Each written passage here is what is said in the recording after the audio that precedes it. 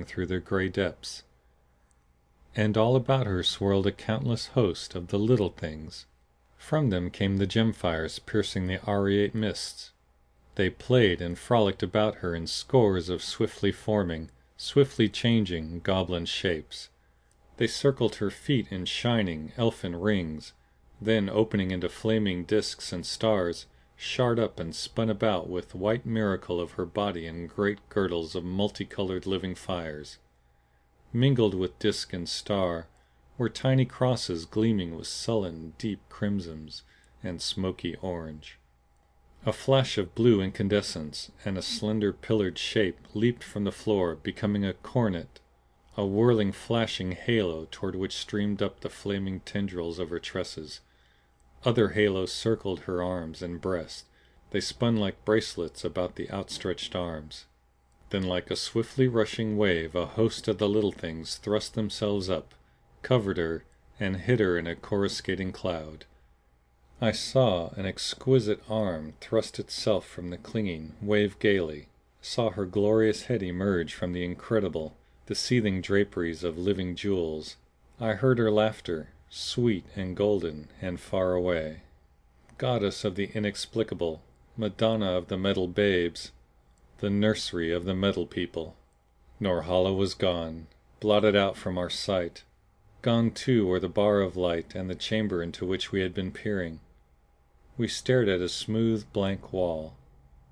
With that same enscrolled swiftness the wall had closed even as we had stared through it, closed so quickly that we had not seen its motion. I gripped Drake, shrank with him into the farthest corner, for on the other side of us the wall was opening. First it was only a crack, then rapidly it widened. There stretched another passageway, luminous and long. Far down it we glimpsed movement. Closer that movement came, grew plainer. Out of the mistily luminous distances, three abreast and filling the corridor from side to side, raced upon us a company of the great spheres.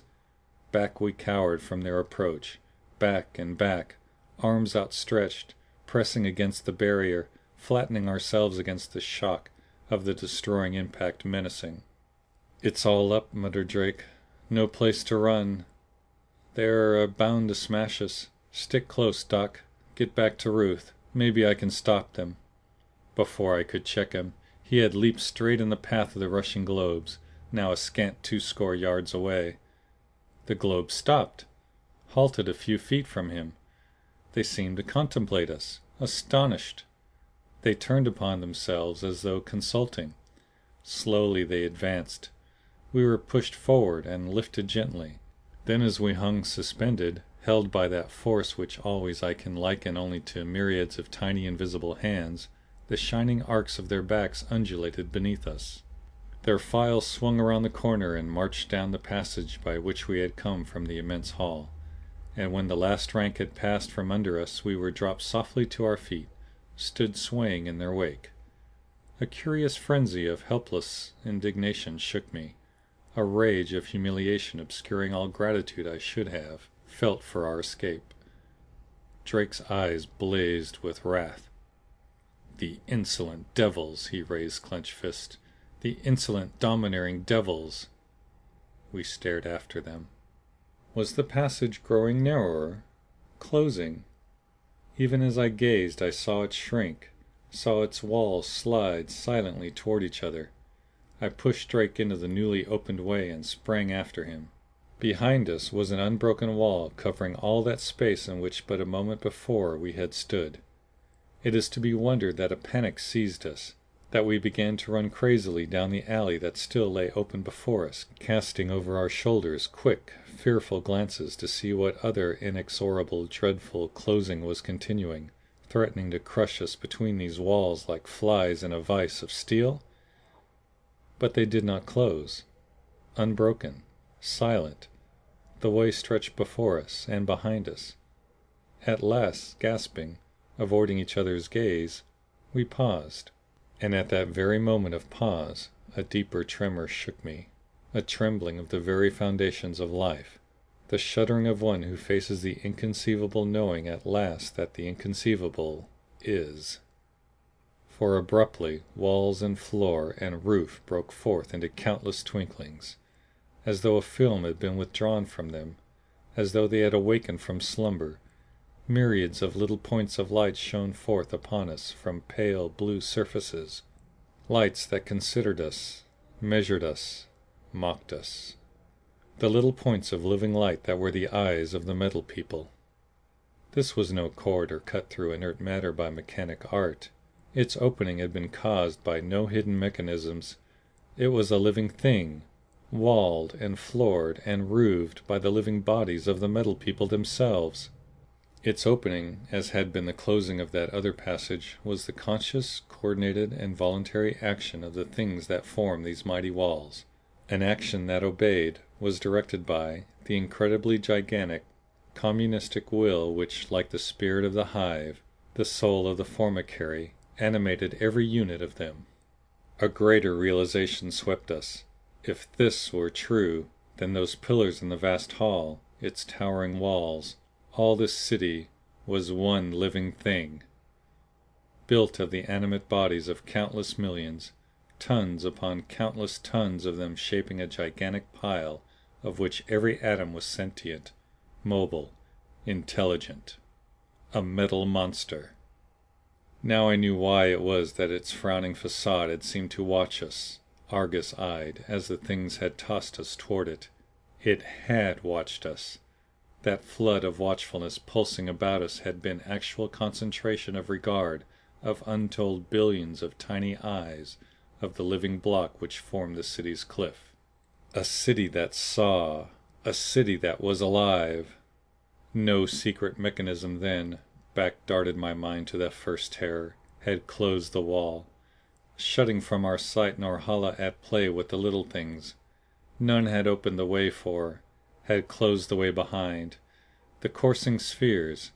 It had been done by conscious action of the conscious things of those living bodies was built this whole tremendous thinking pile. I think that for a moment we both went a little mad as that staggering truth came to us. I know we started to run once more, side by side, gripping like frightened children each other's hands. Then Drake stopped. "By all the hell of this place," he said solemnly, "I'll run no more. After all, we're men. If they kill us, they kill us. But by the God who made me, I'll run from them no more. I'll die standing." His courage steadied me. Defiantly we marched on. Up from below us, down from the roof, out from the walls of our way the hosts of eyes gleamed and twinkled upon us. "Who could have believed it?" he muttered, half to himself. "A living city of them, a living nest of them, a prodigious living nest of metal." A nest? I caught the word. What did it suggest? That was it. The nest of the army ants. The city of the army ants that Bebe had studied in the South American jungles and once described to me. After all, was this more wonderful, more unbelievable than that, the city of ants which was formed by their living bodies, precisely as this was of the bodies of the cubes? How had Bebe phrased it? The home, the nest, the hearth, the nursery, the bridal suite, the kitchen, the bed and board of the army ants.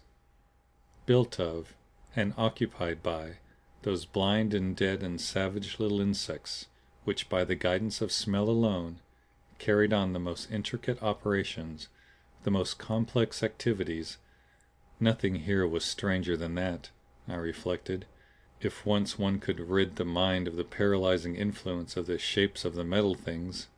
Whence came the stimuli that moved them, the stimuli to which they reacted? Well then, whence and how came the orders to which the ants responded, that bade them this corridor in their nest, close that, form this chamber, fill that one? Was one more mysterious than the other? Breaking into my current thoughts came consciousness that I was moving with increased speed, that my body was fast growing lighter. Simultaneously with this recognition I felt myself lifted from the floor of the corridor and levitated with considerable rapidity forward. Looking down I saw the floor several feet below me, Drake's arm wound itself around my shoulder, closing up behind